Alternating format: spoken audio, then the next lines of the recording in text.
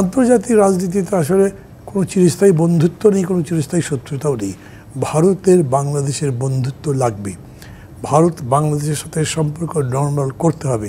আমাদেরই কেবল ক্ষতি হচ্ছে এরকম না, তাদেরও ক্ষতি হওয়ার বিষয় আছে, বোধ ইকোনমিক্যালি এবং অন্যান্য সিকিউরিটি রিজন বা যেসব জায়গা থেকে আছে। প্রথমবারের মতো বাংলাদেশের পক্ষ থেকে শেখ হাসিনাকে ফেরত দেওয়ার জন্য ভারতকে বলা হলো, তখন কোনো আইনজীবী টকশোতে এসে বলেছিলেন যে এরকম একটা ব্যাপার নাকি আছে, যেমন ভারতের পক্ষে যদি তারা মনে করে যে তাদের কাছে যারা বন্দী আছে বা যাদেরকে তারা শেল্টার দিয়েছে তাদের দেশে ফিরে দিলে যদি সে ফাঁসির সম্মুখীন হয়, তার রায় ফাঁসি হয়, তাহলে তারা নাও দিতে পারে, ডিনাই করতে পারে তার জীবন বাঁচাবার জন্য আমরা তাকে রাখতে চাই। আমি ঠিক জানি না যে এখন এই যে ফাঁসি রায় তো হয়ে গেল, তারপরে এরকম কোনো কিছু করে কি না। হ্যাভিং সেইড দ্যাট, আমি আপনার প্রশ্নের জবাবের দিকে যাই। সেটা হচ্ছে যে এই কথাও তখন ভারত সরকারের পক্ষ থেকে বলা হয়েছে যে তারা বাংলাদেশের সাথে সম্পর্ক করবে একটা নির্বাচিত সরকারের। খেয়াল করে দেখেন, যে প্রশ্ন আপনি করেছেন সেটা কিন্তু 100% পলিটিক্যাল।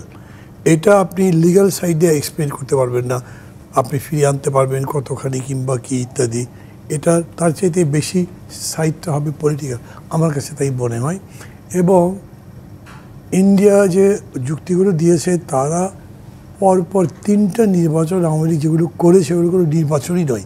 কাজে নির্বাচিত সরকারের সাথেই তারা সম্পর্ক করবে এই কথা ধোপেই টেকে না, বরঞ্চ এতে থেকে তাদের একটা ব্যাড ইন্টেনশন বা তাদের ইল মোটিভ প্রকাশ পায় যে তারা যেভাবেই হোক না কেন তাকে রাখতে চায়।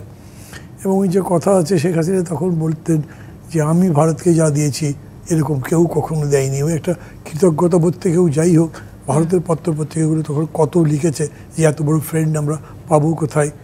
এই অ্যাটিটিউড থেকে তারা চেঞ্জ করেছে সেটা আমি এখন পর্যন্ত দেখি না। তবে এইটা বিশ্বাস করতে হবে, আন্তর্জাতিক রাজনীতিতে আসলে কোনো চিরস্থায়ী বন্ধুত্ব নেই, কোনো চিরস্থায়ী শত্রুতাও নেই। ভারতের বাংলাদেশের বন্ধুত্ব লাগবে। ভারত বাংলাদেশের সাথে সম্পর্ক নর্মাল করতে হবে। আমাদেরই কেবল ক্ষতি হচ্ছে এরকম না, তাদেরও ক্ষতি হওয়ার বিষয় আছে, বোধ ইকোনমিক্যালি এবং অন্যান্য সিকিউরিটি রিজন বা যেসব জায়গা থেকে আছে।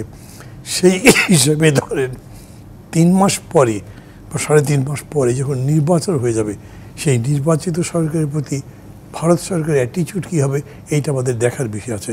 সেই সময় ভারত এই খোঁড়া যুক্তিগুলো দেখাতে পারবে না, নির্বাচন নিয়ে প্রশ্ন তুলতে পারবে না, বা নির্বাচনে যদি কোনো প্রশ্ন থাকে সেটাও ইন্টারনাল ব্যাপার হবে, এইটা তাদের দেখার বিষয় না। তারা দেখবে এটা ইলেকশন হয়ে গেছে, সেই ইলেকশনের যে গভর্নমেন্ট আসছে সেই গভর্নমেন্টের সাথে তাদের সম্পর্ক স্থাপন করতে হবে। সেইখানে শেখ হাসিনার প্রত্যর্পণের বিষয়টা খুবই সিরিয়াসলি আসবে।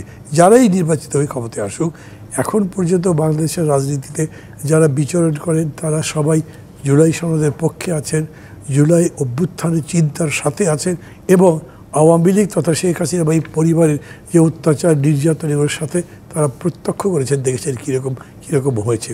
ফলশ্রুতিতে আমি মনে করি তখন ইন্ডিয়ান অ্যাটিটিউড বদলাতে হবে। এরকম মানে চূড়ান্তভাবে তো আমি বলতে পারি যে বদলাতেই হবে, কিন্তু ধরেন মাঝে যেমন একটা কথা শুনেছি আমরা যে ইন্ডিয়া চাই একটা রিফর্ম আওয়ামী লীগকে প্রেস করা হোক।